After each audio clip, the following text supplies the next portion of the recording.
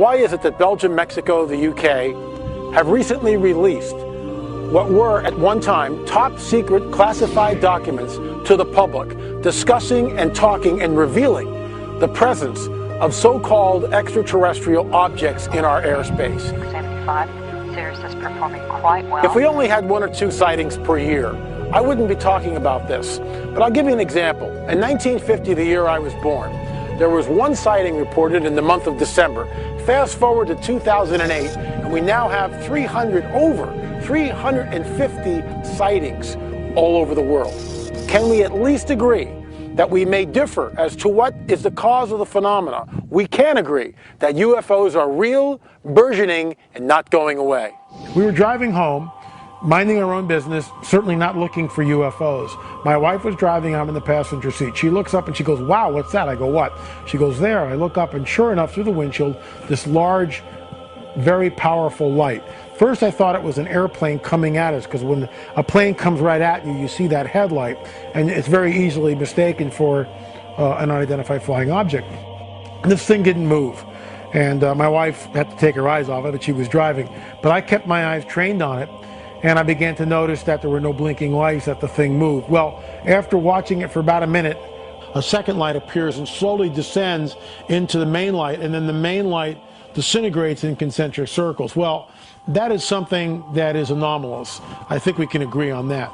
Was it a craft from another dimension or another solar system or galaxy? I have no idea. I can't say what it was. All I can tell you that it was an anomalous light. This kind of sighting has been reported for decades now all across the globe. We're also seeing what I would consider nuts and bolts craft, and I realize there are people who disagree with this particular theory or concept or position, but I believe that these craft are real.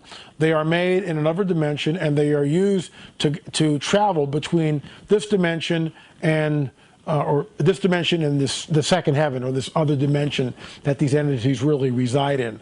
Some of these craft are enormous. For instance, in 2007 over the English Channel, mile-wide craft were seen by 2 different pilots, as well as that same craft being shown on radars. Look, if it was 1 or 2 sightings per month, we wouldn't be discussing this, but it's hundreds and hundreds and hundreds per month. And now when we look at the whole scope of ufology and realizing that this phenomena is not going away, it's time to sort of cast off the shackles of ridicule and fear and examine this thing head on and decide what paradigm works the best to explain the phenomenon. Question number 2. What factual proof is there of UFOs? People are always going, where's the hardcore evidence? Where's the facts behind the whole ufology? Well, some of this is really being obfuscated and deliberately obfuscated by the governments of the world. We know that certain countries like Mexico, France, Japan, Brazil, the UK, and Belgium, all have released what were at one time classified documents and now released that to the public, stating that this stuff is real. Question number 3. Can you give an example? Edgar Mitchell, a former Apollo astronaut, went on the record on Kerrang radio. And after he sort of announced it on Kerrang radio several years back, I saw him again on the Fox News channel with Sean Hannity on a sit-down one-on-one. And Edgar Mitchell's basically stating, look, Roswell was real. There was a crash and bodies that were recovered from Roswell, and our government covered it up. Yeah, there's not much question at all what there's life throughout the universe. We're not alone in the universe at all. You're convinced that we're not alone in the universe? Oh, I know for sure we're not alone in the universe. And I happen to be privileged enough to have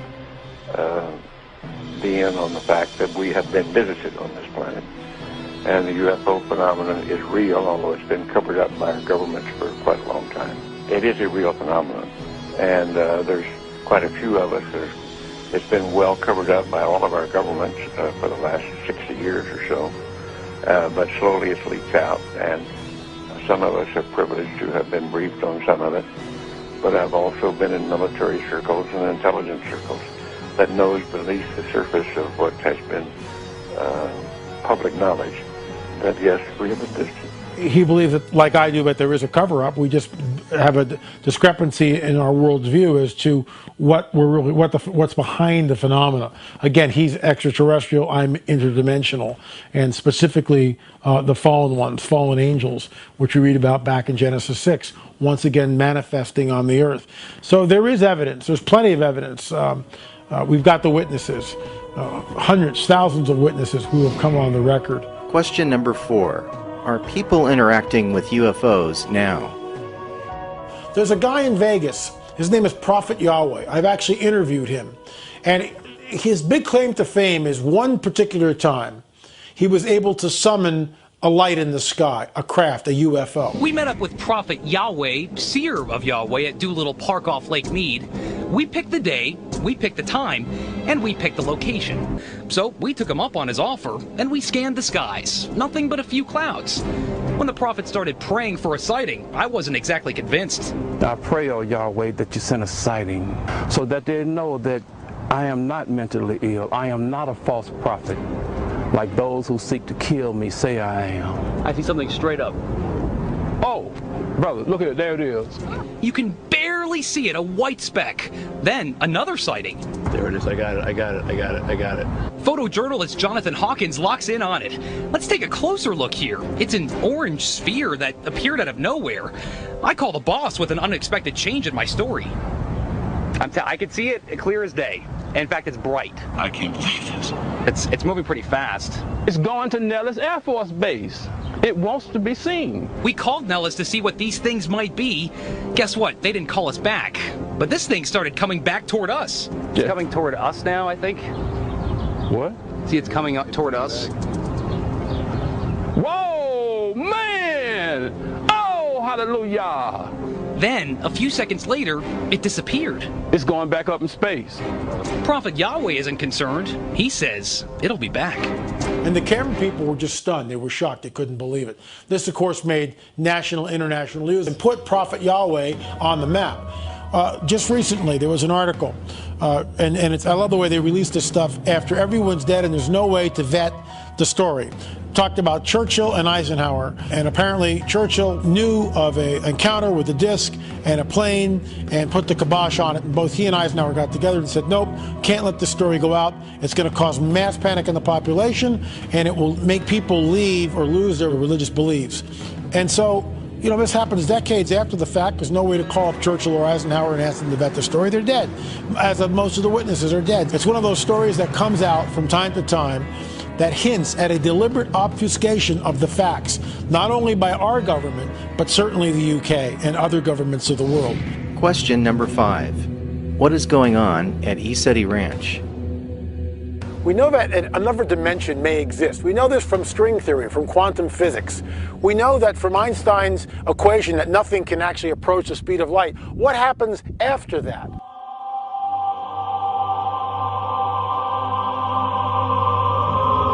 Jane, what did you see at the ESETI Ranch? A UFO highway. Some were huge, some were small, some were green lights, some were red lights, some were yellow lights. I also saw fairies. Fairies are real. People, you know, look at cute fairies in books and whatnot, and they are malevolent. The biggest one I saw was like 12 inches. The noise was unbelievable from these little things. I have some pictures that are so clear you can almost see their toes. Question number 6. What are orbs? What we're seeing up in ESETI Ranch, and certainly other places, people are seeing these orbs. It's a global phenomenon. The question is, what are these orbs? And what is the source behind these orbs? And I find it very troubling that certain circles are embracing these orbs as something that's benevolent. They're in crop circles, above crop circles. It's a global phenomenon. People see them in the sky. Jaime Maussan's photograph of the Mexican UFO flap that happened in Mexico, where hundreds of these orbs are seen in the sky. They appear all over. It's a global phenomenon.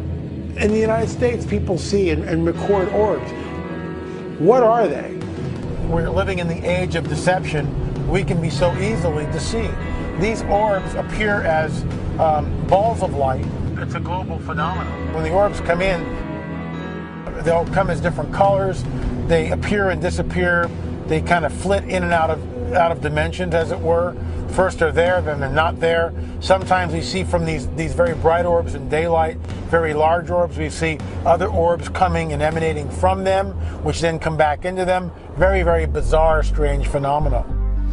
What we need to understand and come to grips with is just because I have a supernatural experience, just because I see orbs or something manifests like a UFO, or an entity begins to communicate with me telepathically, that doesn't mean it's a good thing. And it certainly doesn't mean we should embrace it. In my research, which has been going on for basically 30 years, I have discovered that people who have experienced this type of supernatural manifestation, whether it's telepathic communication by so-called extraterrestrial entities or the manifestation of orbs, there's always a doorway open into the supernatural. They have engaged in some sort of illicit behavior. You can only test the spirit or spirits, what's coming at you, from a standpoint of you haven't opened yourself up by illicit means to some sort of communication from interdimensional beings. Let me say that again a little simpler, perhaps. If we engage in necromancy, we've already crossed the line. There's no way to test the spirits at that point, in my opinion. However, if we have an experience, let's say, we're not engaged in mediumship or necromancy or fortune teller or Ouija boards or familiar spirits or talking of the dead, any of this stuff. We're not engaged, we're just walking along, and we have a vision, let's say. At that point, we can test a vision. Or if a spirit manifests and appears in the room, at that point, it's very easy to test the spirits. And the Guidebook of the Supernatural tells us and admonishes us to test the spirits, and there are certain ways in which we can do that. Question number 7. What does the Guidebook of the Supernatural say about these things? The Guidebook is rife with examples of the supernatural manifesting with mankind. And it also warns us of and gives us examples of how to engage, how to disengage, how not to engage, how to let's say fight against some of these adversaries which may come up against us. Yeah, the Guidebook is chock full of examples of this kind of fallen angels or even the good angels engaging us. The difference between them, when the fallen ones manifest, okay, it's always fear. It's always a fear-based deal, always fear-based, and it's also sometimes on the other hand that we hear that the fallen ones can appear as angels of light. So the angle here is deception, and this is why just because something may appear benevolent, it might not be. Question number 8. Why do people feel the phenomena is benevolent? People today have no paradigm, for the most part, on how to deal with anything supernatural. And so when they are pressed with it, when it comes into their realm of reality, they have nothing to grasp, nothing to hold on to. No paradigm in which to embrace this, for the most part. Oftentimes, people will look at the phenomena and just embrace it, just let it in. Just believe that, oh, it must be benevolent. And nothing, in my opinion, nothing is more dangerous than that. Look, we've got shows like Ghostbusters that are on. With all due respect to those guys, they're playing with fire. Now, they're protected on some level, but at some point in time, and you know, who knows when that's going to be, they're going to cross the line and something very negative may happen. They're dealing with entities that are extremely powerful and malicious, malevolent, evil entities. And this is the problem. Unless unless a person knows how to test the spirits, knows what they're up against, and understands and realizes that our weapons in which we engage these entities are not carnal. What I mean by that, they're not guns and knives and you know, fists and karate and all this kind of stuff. Our weapons must be of a spiritual nature. Question number 9. What other phenomena is going on? There's different aspects of the phenomenon. Not only do we have UFO sightings appearing all over the world, but we've got cow mutilations, human mutilations, crop circles, so-called abductions, the so-called breeding program, and alien implants. Now I realize, if you have never heard or traveled in those subjects before, that can be like, you're kidding me. And yet just a modicum of research will show that the phenomena is real, burgeoning, and not going away. Let's take cattle mutilations. Cattle mutilations have been going on in different parts of the world literally for decades. Specifically, if we go to the southwest in the United States, New Mexico, Colorado, Arizona, we see cattle mutilations that go back literally 30, 40 years. Law enforcement has yet to bring one person, to charge one person with a crime. There's a MUFON investigator, his name is Chuck Zukowski. What he has discovered is the cattle, once again, are taken. Different parts of them are excised, removed from the animal with surgical precision. There's no blood left in the cattle or the particular carcass. They're usually dropped in the middle of a field, no footprints. While that might sound certainly bizarre, what we do have is the animals themselves, the carcasses, the remains. And we also have certain anomalies around the animal. We have where sometimes the grass in the area right around the animal won't grow the same way the other indigenous plants would be growing just a few feet away. We get spikes in radioactivity. We'll get spikes in electromagnetic frequencies. It's really pegging here.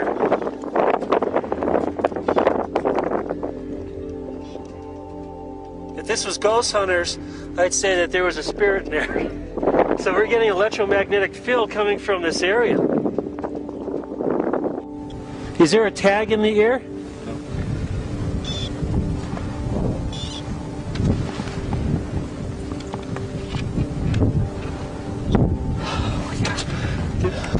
If it's getting off the radio wave. Whatever's going on is extremely bizarre. Again, no blood. Tongues are taken, ears, eyes, the jaws are stripped down of flesh.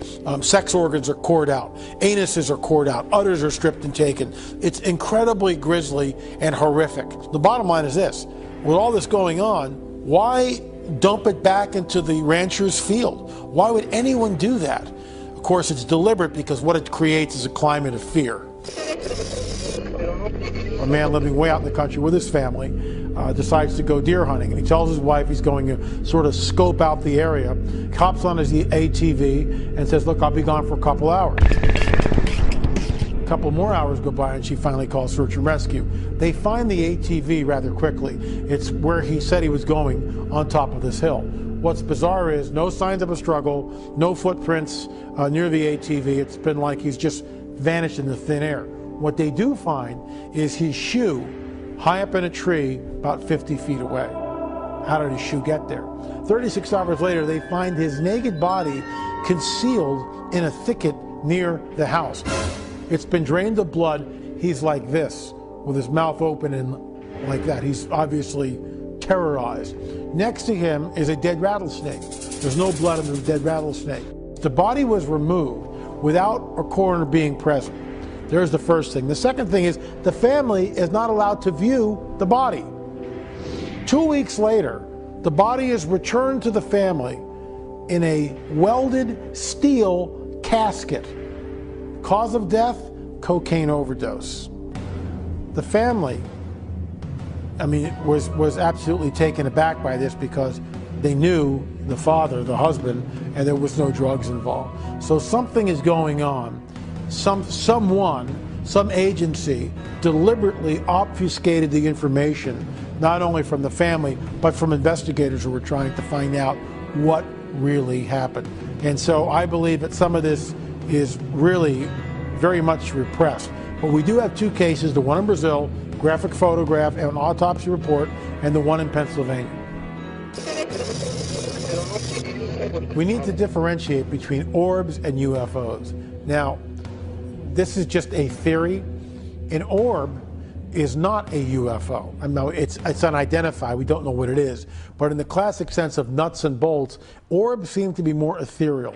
They seem to be orbs of light and light only.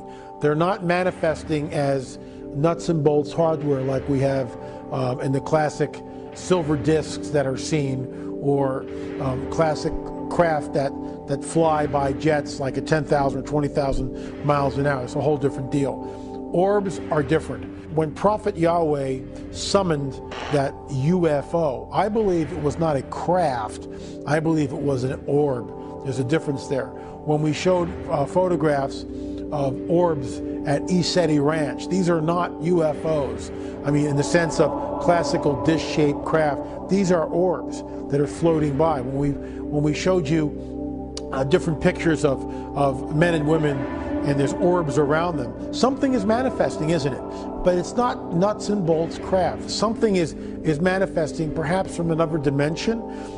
There are those who would say, well, there's something, dirty lenses in the camera or whatever. It's not what we're looking at here. Certainly the ESETI footage would show that, Prophet Yahweh. Obviously, something is manifesting. And so again, I would point to the interdimensional hypothesis as the paradigm that best suits what we're looking at.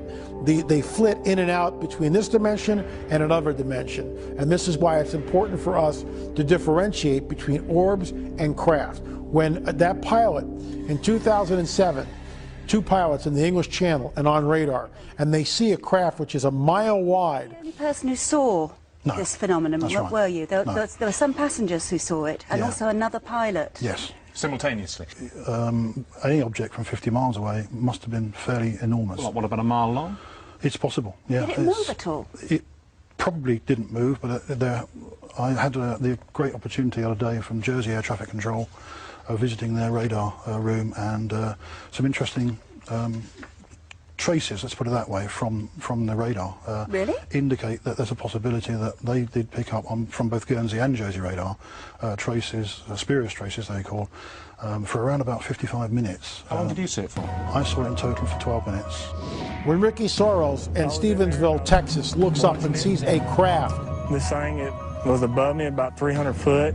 You know, the funny thing about it was flat, and I would have expected it to take off at an angle like this, but it didn't, and I was actually watching underneath, and when it took off so fast, if I would have blinked, I would have thought it vanished, but I had my eyes on it, and I know it took off flat at a 45-degree angle. These are not orbs. This is hardcore craft, and it's used to flit between one dimension and the other. And we also got a preponderance of physical evidence with the craft. We've got landing sites where there's pods in the ground. We've got spikes in radioactivity, spikes in electromagnetic field around certain areas where these craft have come down. And then we've got tens of thousands of witnesses who have literally seen cigar-shaped, triangle, pyramidal, and of course the classic silver disc. What's really interesting is that this phenomena is showing up not only in television and movies and books and novels and popular culture and video games. You pick up a music magazine and all of a sudden you realize that, oh my gosh, they're talking about orbs. They're talking about a psychic or supernatural phenomena. It talks about there were 10 to 12 grown men who experienced these orbs coming into the rooms or whatever, and they were absolutely terrified. The classic abduction scenario is simply this. You're laying in bed with your husband or wife, and it's 2 o'clock in the morning. You awaken out of a sound sleep. And the first thing you realize and you're aware of is that you're paralyzed and you can't move. The second is you're aware of a presence in the room. Somebody or something is in the room. You start to look around with your eyes and you catch in your peripheral vision these beings which are about 3 to 4 foot tall. You awaken. They're there. The next thing you realize is you're being levitated off the bed, which defies our physics, by the way. How can they possibly be doing this? You try to scream, find that you can't. You wonder why your husband or wife has not awakened also. And you're then floated through walls, windows, doors, unbelievable stuff. And I realize that from our perspective, it's like, what are we looking at? How can, this is defying and breaking all our laws of physics. And I would certainly agree with that. But again, who's ever doing this has either technology or they're moving in ways that we don't understand yet. So for the benefit of this discussion, the person finds themselves floating through the wall and they're taken aboard some sort of a ship. They find themselves on a metallic table covered with a sheet. Their clothes are removed from them at some point. Then they are surrounded again by more 4-foot grays with the large head and the black almond eyes. And this is what we see happening. These people are taken against their will, and we see that genetic material, eggs and ovum and sperm are taken from these abductees. And again, it goes into some sort of a breeding program, which Dr. Jacobs has researched.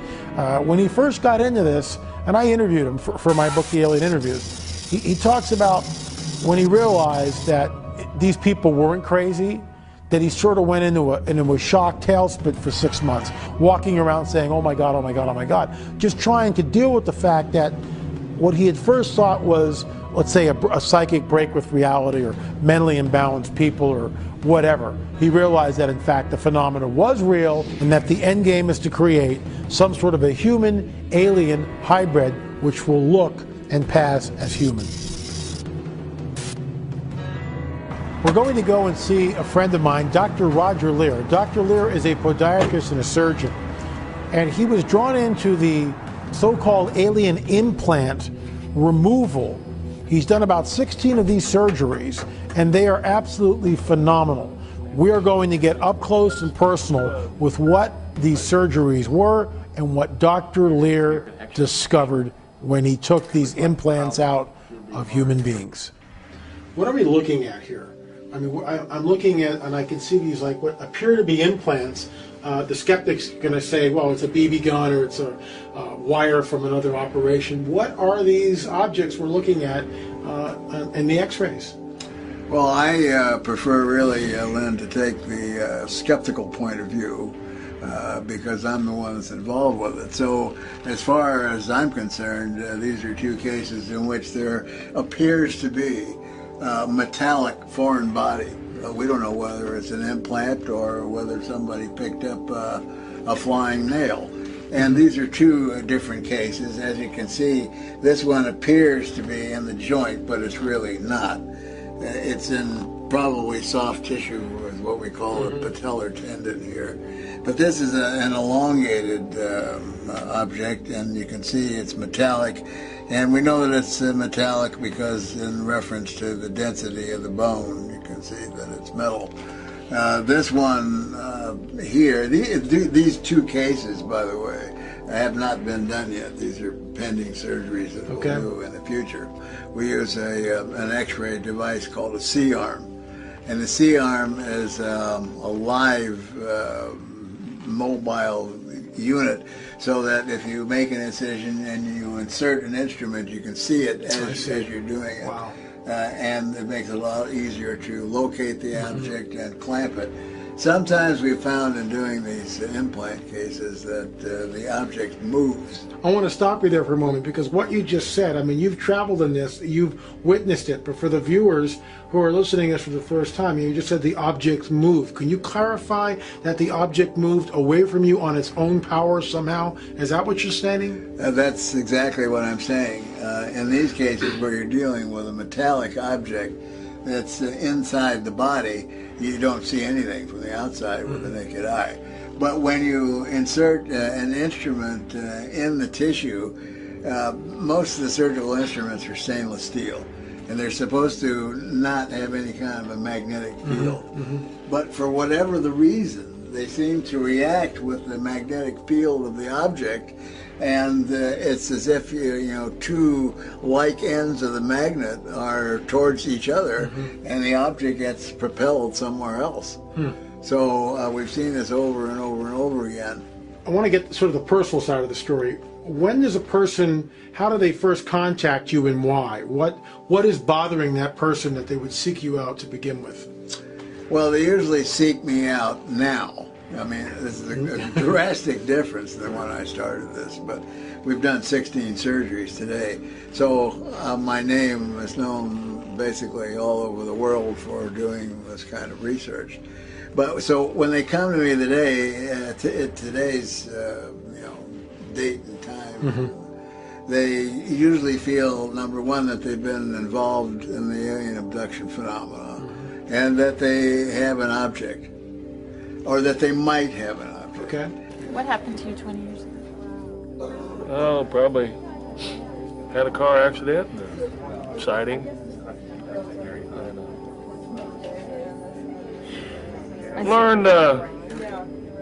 Learned quite a bit about God and the universe in a very short period of time.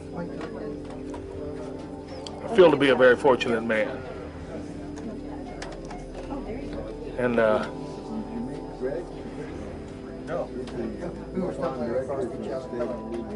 Hi. Mike has been in on all these surgeries. I truly understand the enormity of some of the statements I probably have made.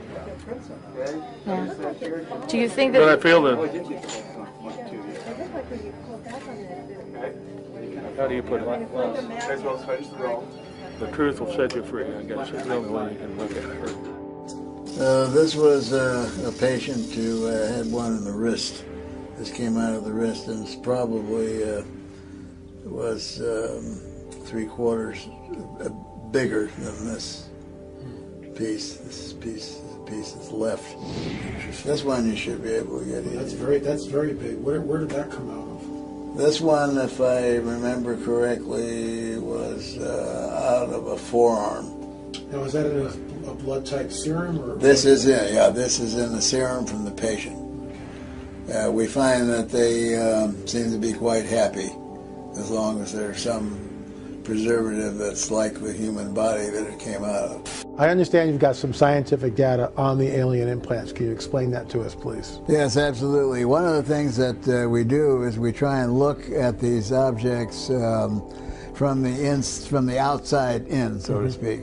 So when we've gotten the amount of data that we need to get from looking at the outside, then we go deeper into the object and try and get more data as we go through it. And one of the modalities for doing this is testing called an SEM and an EDX.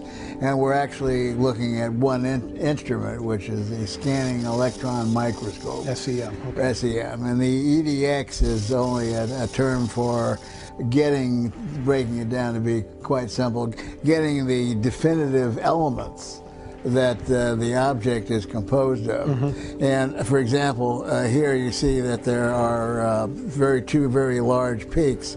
And at the top of the peak, you see there's an FE. Well, an FE stands for iron. So we can tell that the most abundant element in these objects is the iron. So just from looking at that alone doesn't really mean anything. But when you go further through, some of the other graphs, if we were to come up, for example, where we're starting to see nickel in these graphs, and then the ratio of nickel, for example, to the amount of iron that's seen, will give us a clue as to what kind of iron is this. I mean, is this something from Home Depot, or is this something from the Pleiades? So when we see a certain nickel-iron ratio in graphs just like this, we can say in most instances now that we know that it contains meteoric iron, because there's a specific nickel-iron ratio in meteorites. But one of the meteorites found on Earth, one category of meteorites, is a nickel-iron meteorite. Okay.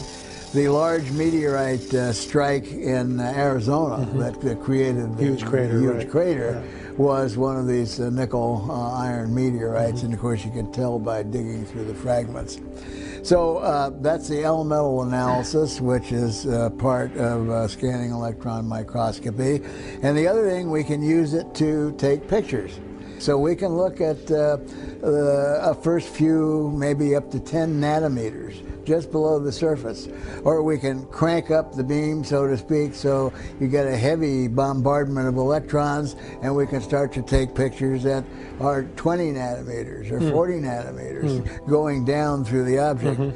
What did the SEM show you that was anomalous regarding the implants?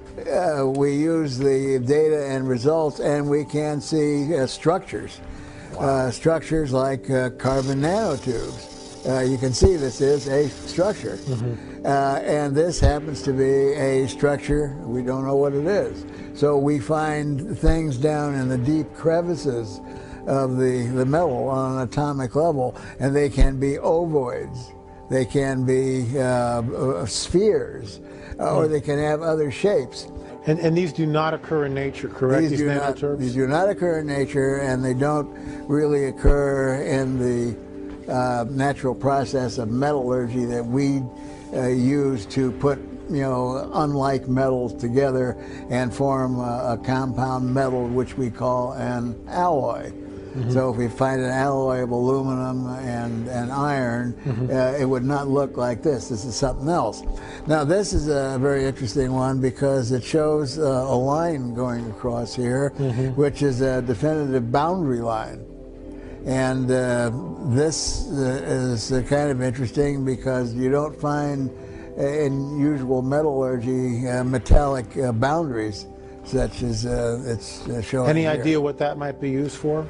The only thing that we can come up with is that there were two dissimilar elements that were put together for a reason.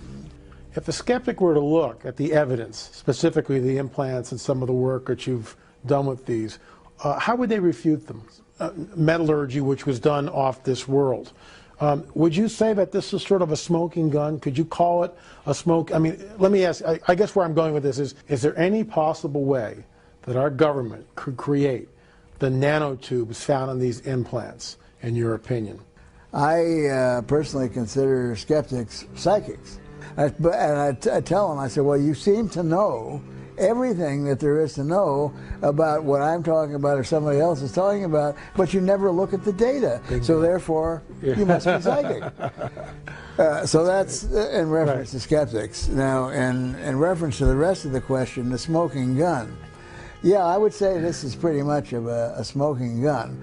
We do know, as I stated before, that black budget science is way, way ahead of academic science. But I tend to doubt, just on a personal basis from what I've seen, that they know how to do all these kind of things. Let's give an example. Let's say if they back-engineered alien craft starting from 1947, Roswell, which may have been crashes before 1947, but this one seemed to have a lot of attention. If they back-engineer that and we have a fleet of these craft that we've learned to fly and are flying around them, you know, we've had 60-some odd years to do that with. But does that mean that they understand the totality of what they back-engineered? I would, you know, take probably the best scientists, the best physicists that the world is able to buy and bet against it. It takes time for a society, even with hints, to grow to the point where you're able to use everything that an advanced society that's perhaps thousands or millions of years older, how could we catch up in 60 years or 100 years?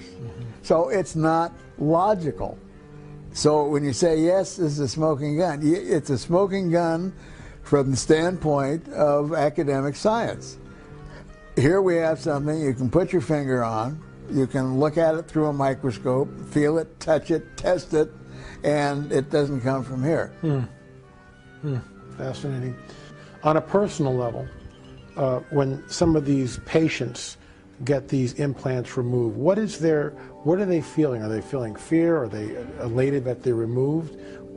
Just tell us about, on a personal level, what these people go through. Well, most abductees are in a constant battle with themselves as to the reality of the situation. Many abductees would rather be diagnosed with a specific mental disease, which could be treatable, than to say I am the victim of somebody coming here from some society somewhere else and taking me against my will for some unknown reason and then doing something with my body.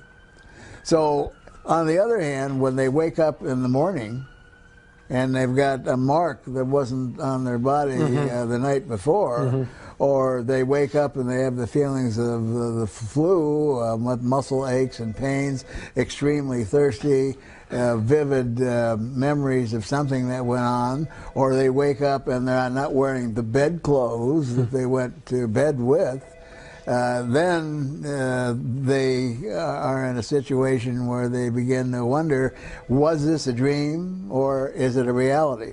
And that begins to carry through. So in most abductees, and I've studied now hundreds, if not thousands of cases, this battle will continue beyond that of a metallic or non-metallic object that's in the body. One of the things that when they come to the realization that we have an x-ray of an object that was in my body that wasn't there the night before, it tends to push them towards the reality that yes, this is a real phenomenon. It's occurring to me, you know, in our real 3D world, not in a dream or some semi-quasi illusion, delusional dream state. Right. So then they accept the reality, and then they have to decide whether they want to keep it or whether they want it out. So naturally, all the patients that we've done the removals on, have wanted it out. In your opinion, what do you think that these implants are doing? Are they perhaps changing the very DNA structure of an individual, or maybe they're tracking devices? What do you think about that? I'm fairly well convinced that they are not tracking devices, and this is based on several interviews I've done with abductees that have had objects that did not want them removed. One was a case in Brazil who had 2 objects in a toe, but she chose not to have it removed. I lost touch with her, and I really don't know what happened. But she told me in discussing what these objects did, I said, well, you think it could be a tracking device? And she just laughed. I mean, she just gave me the horse laugh. And I said, well, why do you think that's so funny? She said, well, let me tell you.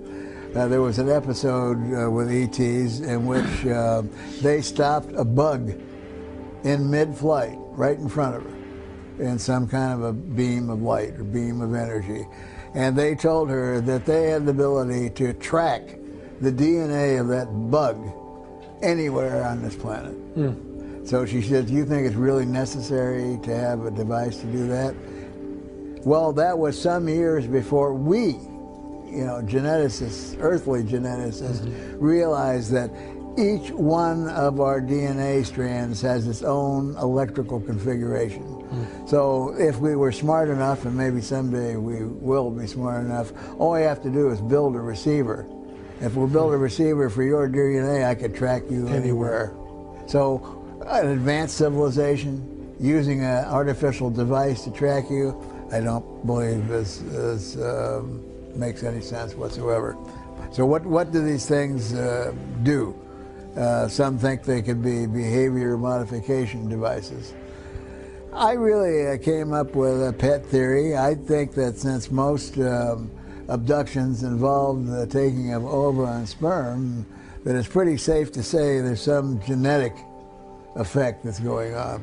Now, Dr. David Jacobs thinks they're making hybrid beings to perhaps repopulate the planet in case some disastrous event occurs, or maybe for some other reason. I'm not saying he's wrong. There very well could be a plan to develop hybrids, and maybe there's hybrids among us. But I think that the spectra of the phenomena is so worldwide and involves so many people all over the planet, I don't think that's the main objective of the group who's doing the most of the abductions. I think that it's more logical to me that they're doing something with our genetics, which they've probably done before. Because if you especially would know, if you look into the biblical history, there's things in the Bible that have all kinds of indications that people have been changed from time to time. Going back all the way to the story of the Tower of Babel. Sure. We build the tower, it goes up, God doesn't like it, and what does he do? Confuses everyone's language. He confuses the language. Well, what's the converse of that? If he confuses the language so that you can't communicate, and there were, you know, some extensive geographical areas which had to develop, as we did, our own language, then how did we communicate before?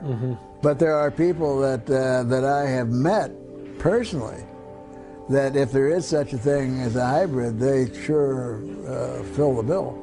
How would you describe that, elaborate on that for us? Well, I can give you a classic example. I did last year, I think it was the Bay Area UFO Expo, and a tall fellow with sparse blonde hair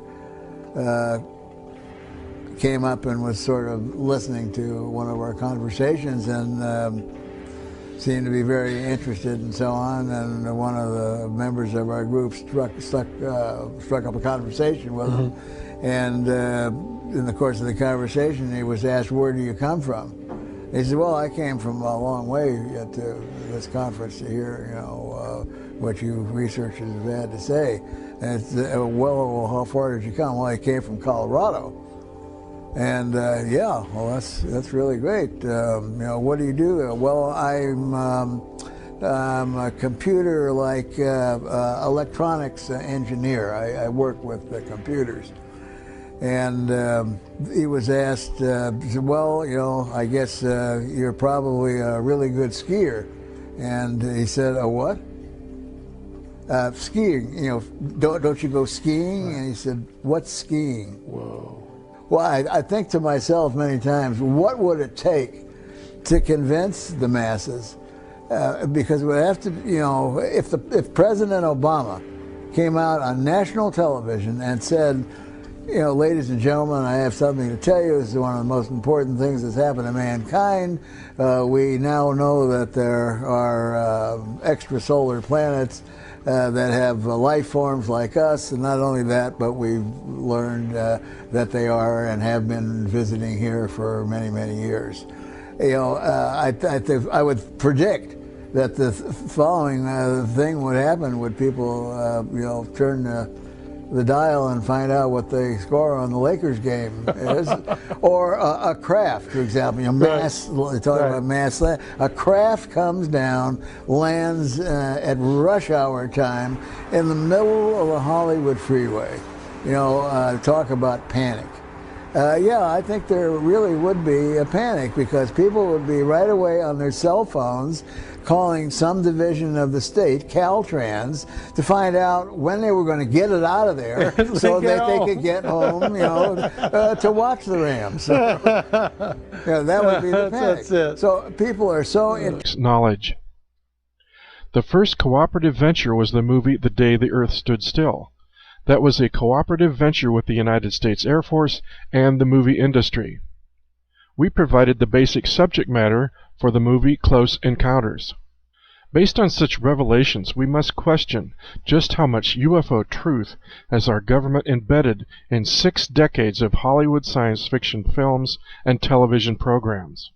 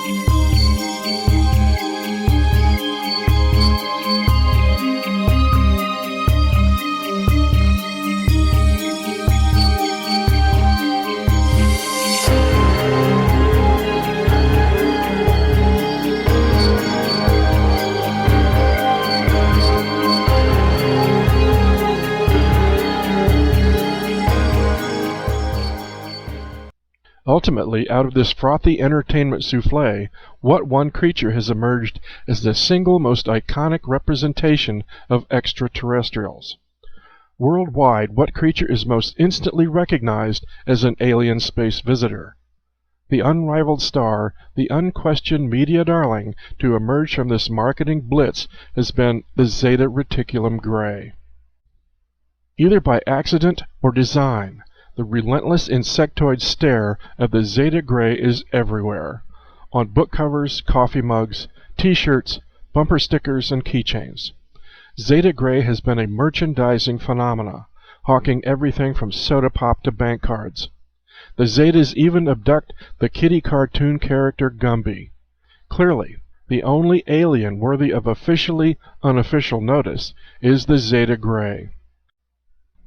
Public awareness of these Greys first came to light in 1966 with the book Interrupted Journey, which was the account of Betty and Barney Hill's abduction in New Hampshire in 1961.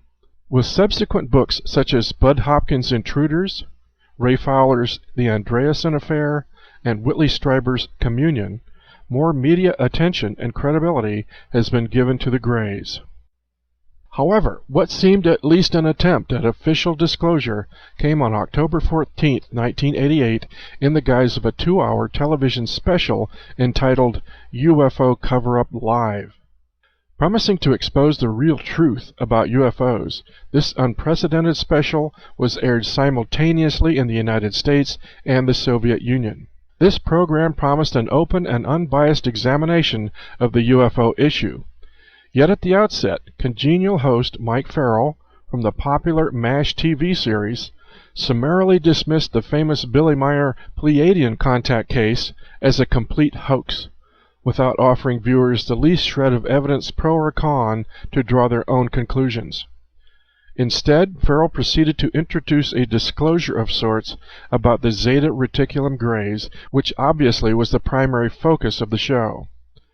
2 informants purported to be government intelligence operatives, introduced as Falcon and Condor, filmed in shadow and with their voices electronically masked, told the Zeta story. Although no live Greys consented to be shown on camera, a montage of artist illustrations showed the Greys as benign guests of the United States government who had been given a base in Nevada. Falcon and Condor admitted that these creatures came from the Zeta Reticulum star system, but shared no further details as to the nature and purpose of their relationship with our government, save to say the EB, or the extraterrestrial biological entity in custody, was vegetarian, with a hankering for strawberry ice cream. How cute. Yet Falcon's deeply disturbing statement that the aliens had complete control over our nation's most highly guarded weapons installation, Area 51, was casually overlooked. The simultaneous broadcast of this program in both the United States and the Soviet Union suspiciously demonstrated high-level government collusion in its production.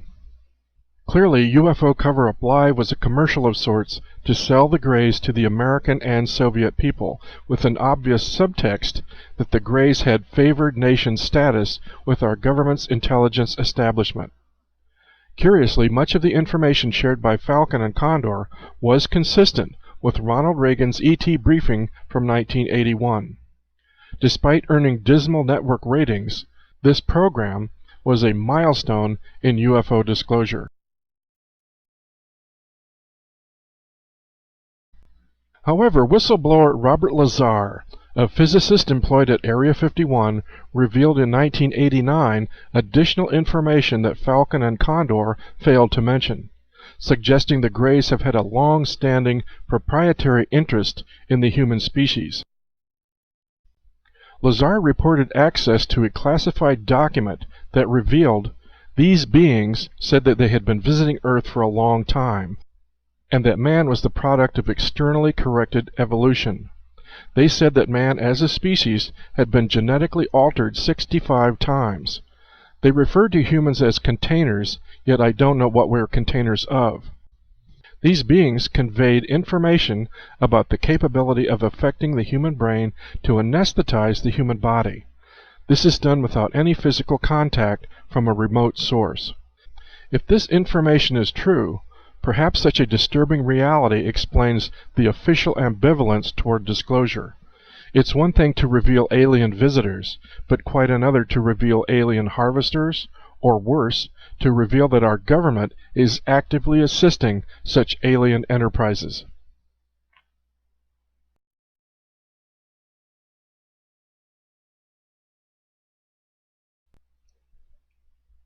Another half-hearted soft-sell disclosure attempt in 1988 involved UFO researcher and former NASA missions analyst Bob Exler, who was approached to serve as consultant on a project called Cosmic Journey. This enterprise, developed by Ringling Brothers, was to assemble a traveling exhibit of rocket and space technology, combined with UFO information, including an actual alien body in cryogenic freeze, to be showcased in cities across the United States. But this project was terminated at the time of George Bush Sr.'s election as president.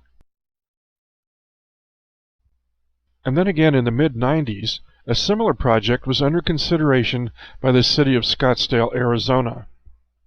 A permanent space technology exhibit was proposed as a public works renovation project.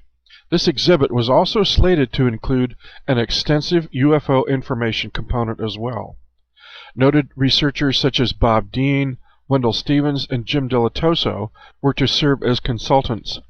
My UFO art was to be featured in this project as well. But after several encouraging meetings with city planners, this public information project mysteriously evaporated. In 1995, Disney Corporation produced an astounding UFO documentary that was cautiously aired in only 5 cities across the country. In the 1950s, Disney had been approached by the Pentagon to produce films debunking UFOs. 40 years later, it seemed the government was using Disney Corporation for a reverse intent, selling the reality of alien life instead. This TV special was gently masked as a promotion introducing the newest George Lucas Tomorrowland thrill ride, designed to acclimate the public to their inevitable alien encounter. Of course, Alien Encounter was the name of the ride. Disney CEO Michael Eisner introduced this surprisingly candid documentary outlining the general history of our government's secret involvement with aliens since the famed Roswell crash in 1947. As well, this documentary revealed both the fact of our military's possession of captured aliens and spaceships, as well as its motivation for absolute secrecy. What you can't explain, they reasoned, you must deny. For governments determined to maintain their authority, extraterrestrial contact is pure dynamite. But again, this disclosure effort ran out of steam. The Disney UFO documentary was never aired nationally, and the Tomorrowland Alien Encounter ride was eventually replaced with little fanfare.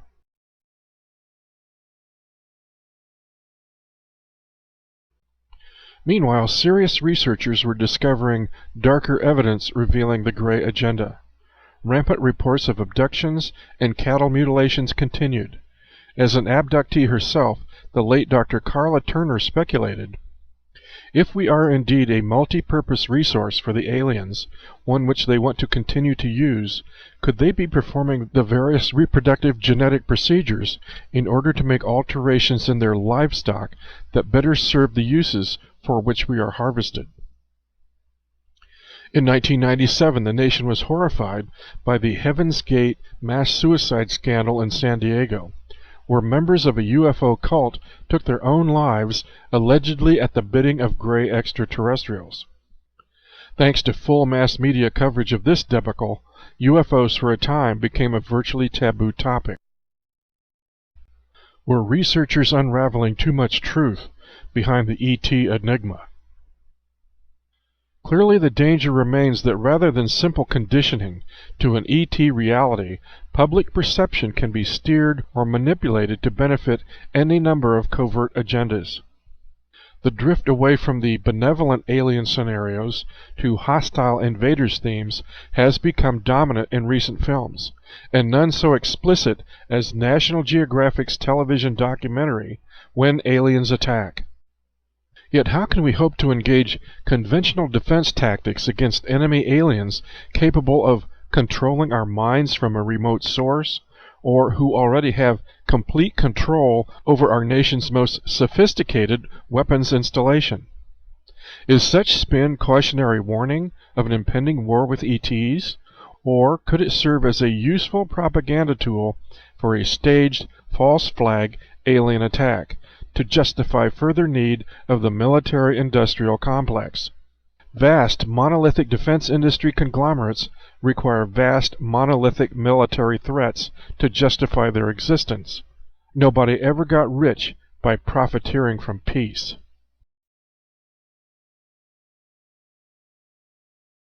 The notorious report from Iron Mountain reminds us, the existence of an accepted external menace, then, is essential to social cohesiveness as well as to the acceptance of political authority. The menace must be believable, it must be of a magnitude consistent with the complexity of the society threatened, and it must appear at least to affect the entire society. Have decades of popular media science fiction disclosure brought the population any closer to the truth regarding UFOs and extraterrestrials? Is the public really being conditioned or just conveniently befuddled? The primary motive for government non-disclosure of an extraterrestrial reality has been defined as protection of the existing political and economic order from collapse due to exposure to a more advanced extraterrestrial civilization. But does this rationale for non-disclosure actually provide a convenient excuse for decades of corporate and political abuse of power and wealth as well? Dr. Stephen Greer states, "This cover-up, no matter how well-intentioned initially, got carried away with its own secret power. It abused this power. It has hijacked our future for 50 years. The reasons for secrecy are clear. Global power, economic and technological control, geopolitical status quo, the fear of scandal surrounding the exposure of such projects, and their behavior."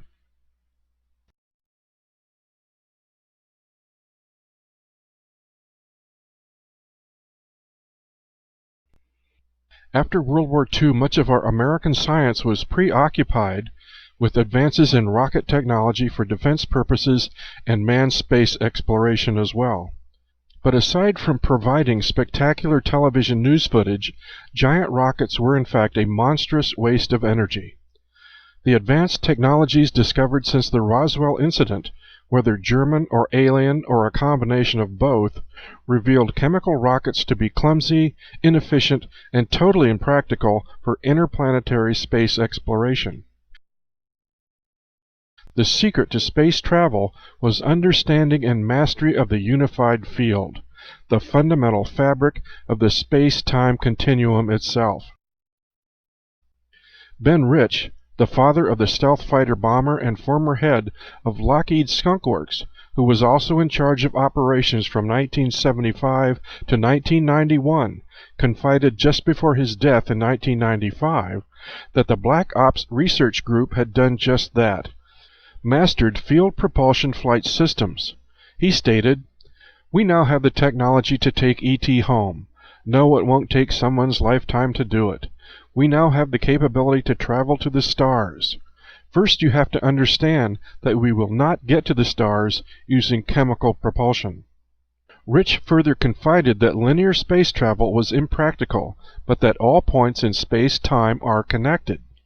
Field propulsion systems can transcend linear time, making interstellar space travel a workable practicality. In the span of time from 1947 to 1995, alien technological realities, at first intellectually shattering, had, according to Rich, become workable scientific practicalities to terrestrial engineers.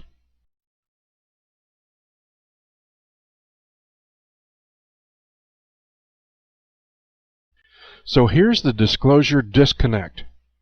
To preserve the status quo of national social stability, the Black Ops community directly involved with quantum technologies has become so far removed from mainstream Americana that it has evolved into a separate, high-tech empire unto itself. An elitist hybrid civilization literally disintegrated from its parent civilization. As well, spin-off technologies that could easily benefit the mainstream population appear to be deliberately withheld. So more than the cultural shock of an extraterrestrial reality, the economic shock of disclosing free energy quantum technologies would likely precipitate a global meltdown of the petroleum-dominated geopolitical infrastructure.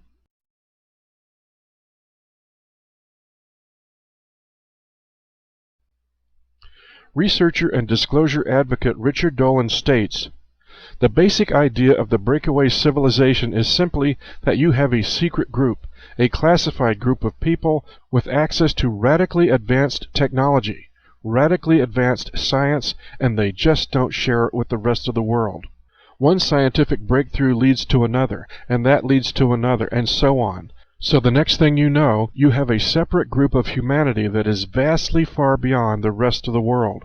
I should think that members of the breakaway civilization might despair of ever educating the rest of humanity on what is going on. Their own reality is probably so far beyond our own, they may rightfully ask, how can they bring us up to speed without causing a worldwide psychological meltdown?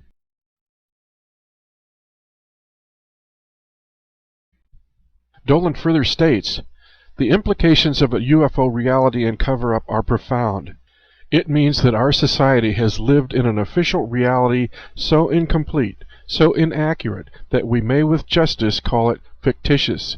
It means that the history we have learned, the science we think we know, and the very core of who we think we are, need to be rediscovered.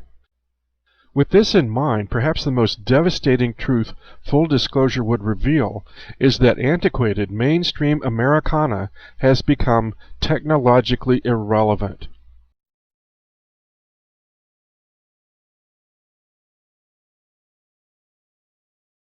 In 2001, Newt Gingrich introduced the Age of Transitions, which showcased the National Science Foundation's workshop agenda to establish on this planet a new species of totally controlled, bioengineered humans. Inevitably, the cybernetic enhancement of human performance is sneaking up on society. Dynamic advances in artificial intelligence technology are swiftly replacing human viability in our culture. In fact, the present exponential growth of bioengineering and computer technologies is about to marginalize the human factor altogether.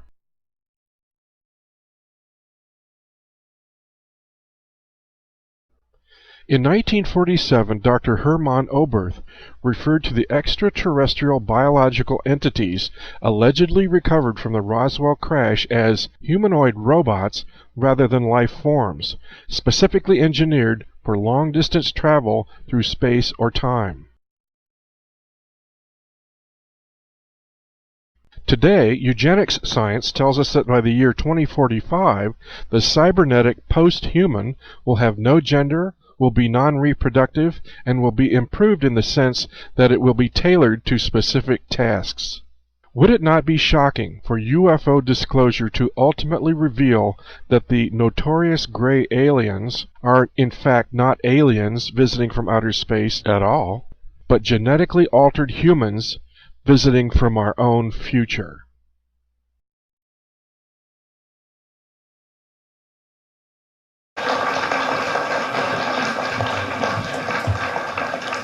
We'll now hear from Richard Dolan for 10 minutes. Thank you, distinguished members of the committee. And let me just say it's been an honor for me personally to be here with you all week, to be able to give statements to you and to chat with some of you privately as well. Regarding disclosure, I have often felt that disclosure on the matter of UFOs and ETs, possible extraterrestrials, is a paradox. It's impossible, but it is inevitable. It's impossible because there is no political motivation for it. It's inevitable, however, because our leaders are not the only factor in this equation. There are other beings, after all. But mainly, I would say there's us, the people, who are going through this greatest social, cultural, and especially technological transformation in the history of humanity. In fact, I would say that we are the game changers. Someday, and it won't be too long in the future, something is going to force someone's hand. It could be a major sighting, it could be a major leak, something that can no longer be denied. After all, we are fast approaching what experts in artificial intelligence call the singularity, when computing intelligence exceeds our own. In such a future, I ask you, can we really think we will still be stuck in neutral on this issue? Something will force the president's hand. He or she will finally hold that long-awaited press conference. and make that bombshell statement. It might go something like this. I have been advised by the National Security Council and heads of our intelligence community that there is a reality to some of the UFO phenomenon, in that some UFOs are real physical craft not manufactured by any known civilization on Earth, or words to that effect. It's the kind of statement that many proponents of UFO disclosure would like to hear, but the real question is, what next? Because there would be quite a few follow-up questions. At the top of the list will be questions about who these other beings are and what their agenda or agendas might be. And this will be a very difficult question for any president to answer. In the first place, there is a likelihood that even the leaders of the black budget or breakaway society that have been on top of this for years, they may not even know, or at least not fully. And what if they do know? And moreover, what if at least some of that answer includes information that might be upsetting? Divining the intentions of non-human visitors or permanent residents, whatever they may be, might not be the easiest thing to do. But it's entirely possible, judging from the data we do have, that some of them may not care very much about humanity. Some may not. What if an agenda has been determined within the intelligence community, and this agenda includes something to do with alleged abduction phenomena? And even if that isn't true, does any president honestly believe he or she can contain rampant speculation along these lines? And even if the intentions of these other beings are said to be neutral or positive, there will clearly be tremendous suspicion by large swaths of humanity. This will not be an easy sell. There will already be a sizable number of people predisposed to interpreting these other beings as nothing less than demonic. Short of bringing one of these entities to a podium and subjecting it to hours and days and weeks of questions by an insatiable public, it's very likely that any moment of disclosure will not satisfy the public the way it would like to be regarding alien motivations. That's only the beginning of the problems. One early and obvious question that will arise, one which will have deep, profound political implications, will be very simple. How long have you managed to keep this secret all these years? Consider that our entire society has been told that UFOs do not represent anything truly anomalous, that ETs or aliens are definitely not here on Earth interacting with us, that UFO believers may be well-meaning but have been mistaken about all of that. This has been a mindset embedded within all of our major institutions. Our educational institutions, from primary school through universities and postdoctoral levels, throughout our major news organizations in which an open belief in UFOs is a third rail for one's career, throughout our scientific establishment for sure, and also throughout our political structure. Political careers have been destroyed, or at least severely undermined, by the UFO taint. Remember what happened to Dennis Kucinich in 2008 after it became known that many years before he had seen a UFO. Never mind the fact that the two witnesses he had been with came out and corroborated the sighting. They saw the same thing. All of these institutions and others have treated the UFO topic as nothing more than a joke, something suitable for immature minds. Can it really be that the professors throughout the United States uniformly have dismissed this phenomenon without any cooperation from the intelligence community? Ditto the world of science, politics, and media. Well, no, not when the most modest amount of research shows strong intelligence community influence over all of these institutions. In other words, people will see very clearly that the national security apparatus has created a global culture that has suffocated the truth.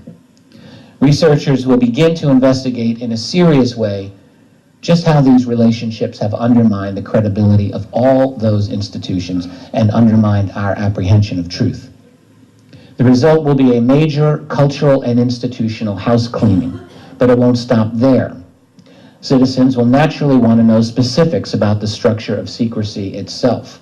That is, they will want to know, if the U.S. president has been out of the loop all these years, as it seems, then who exactly has been in the loop? Who has been running the UFO cover-up? With due respect to Stephen Bassett, that's the phrase that I do use. If the answer is anything along the lines of my own research so far, it will show that the cover-up has long ago gravitated away from formal presidential authority into international and private hands. It's not that the U.S. president is a non-player in all of this, but rather is more like the public face of the true power elite that stands behind. We all, I think, have come to understand this when it comes to power in general, and this will likely be the case when we begin a sophisticated analysis of UFO secrecy. In other words, the moment of disclosure will trigger an intellectual revolution worldwide relating to the true structure of power on planet Earth. It will be a moment in which the world sees and acknowledges that the emperor has been wearing nothing at all. The political fallout will be tremendous, and a great battle will develop within the first year of disclosure. Think of it this way: just because the president has been forced into making an announcement doesn't mean that the CIA and all the other intelligence groups that have been managing this will simply walk away. There has been a concerted effort spanning an entire human lifetime to control this topic. A great deal has been invested, and mere disclosure is not going to change that. The real issue in the immediate post-disclosure world will be who controls the spin on the story. Because right away there will be a great divide, a chasm. Once this topic is available for open discussion, you can be sure that people around the world will be demanding answers. You can be just as sure that on the other side of the fence, information will be handed out as sparingly as possible. Government spin doctors will be out in great numbers trying to control the situation according to national security policy, although this time independent UFO searchers may get a public hearing that they hadn't gotten before. If the official spokespersons are making misleading or false statements, it's going to be a bit easier post-disclosure for independent researchers to point this out, because this time the world will be much more likely to listen. And there will be many, many more investigators into this topic after disclosure than there are today. How all that will turn out, only time will tell. There are so many other messy issues relating to global finance, energy, truth commissions, lawsuits, cultural transformations, cultural wars, religious and spiritual changes, scientific paradigm shifts, and ultimately geopolitical changes that will allow us to meet the challenge of, shall we call them others, here on planet Earth in some sort of coordinated, hopefully logical manner, and even more hopefully in some way that answers to the people rather than a handful of elite human players. And for that, we will need a groundswell of public pressure from below and tremendous political energy, ethics, and courage to take on the black budget culture that has dominated this subject for so long, and to begin a long, hard fight to reclaim some measure of freedom and dignity for humanity while we begin a new, better, and more mature phase of our existence. Thank you. Thank you, Mr. Dolan.